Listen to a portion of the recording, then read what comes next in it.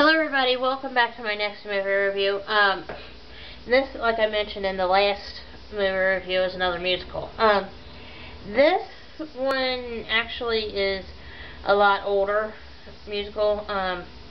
Back when musicals were, like, popular to make. This one was actually made back in 1961, and I'm thinking, yeah, this one actually won some awards.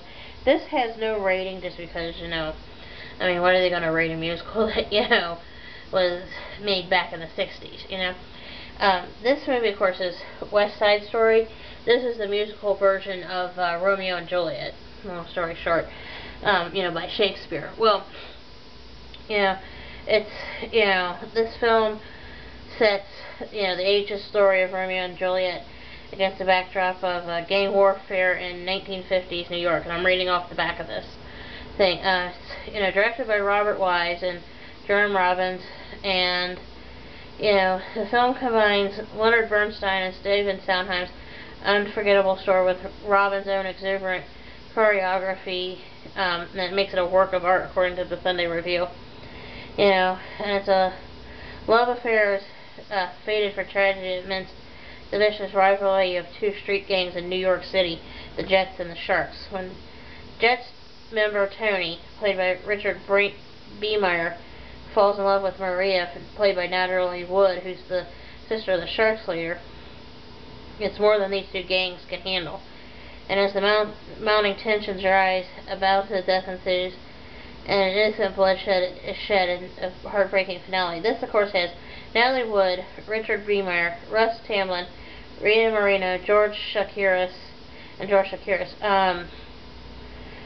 But this movie actually is pretty good. It's a bit on the long side because it's 2 hours and 32 minutes. And like I said, this is, the musicalized version of, Romeo and Juliet put in New York City.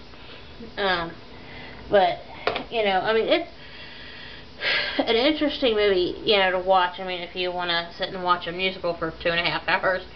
And it talks about how, like gang warfare and stuff. Granted, as far as I know, there's still gangs in New York City and everything. I haven't heard of them not being gangs in New York City. Of course, it was, set back in the 1950s, which was, completely different time.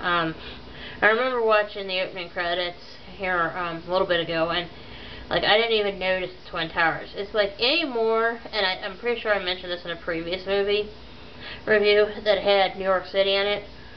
It's like you have ever since 9/11 2010 happened 10 years ago.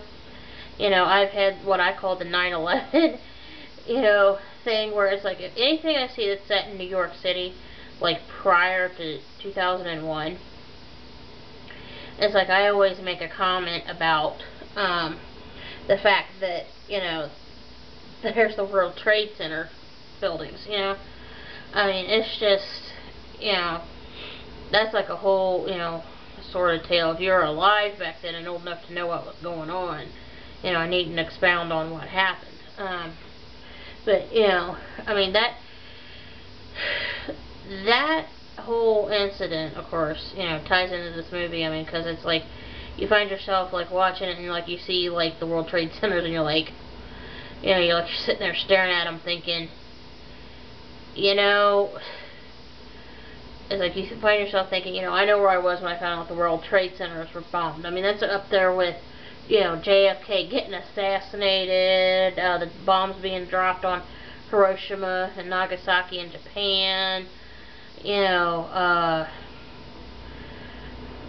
Martin Luther King Jr. getting assassinated, and Malcolm X, and, everything. And it makes you think about, those big, times in history where something major went on, in the last 100 years that, grab your attention,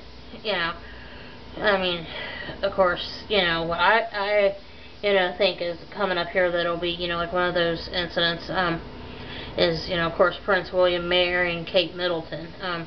When Prince William's folks got married. The late Princess Diana and his father, who I have a pet name for him. I won't say it here. It's not a bad word. It's, you know, the variation of his name. You know, actually I say it here. I call him Prince Chuck. You know, call him Chuck. You know, we're like, yeah, you know, her and Chuck got married, got divorced, and had 2 kids, and in between the 2 times. You know, I mean, it's not like, I don't mean it as an insult, in case somebody's watching and tells Prince Charles about it. It's not intended as an insult. We just call him Chuck. You know, but that aside, you know, I mean, it's, you know, you watch this and you think about, you know, like, at the end, and I want to ruin the ending just because, you know, since it's, you know, like Romeo and Juliet related. Unlike the way that Romeo and Juliet end at the end, where they both die, only one dies at the end. And I had to watch the movie again because I couldn't remember which one died. You know, Tony, the boy, ends up dying. Maria ends up living and leaving the scene at the end.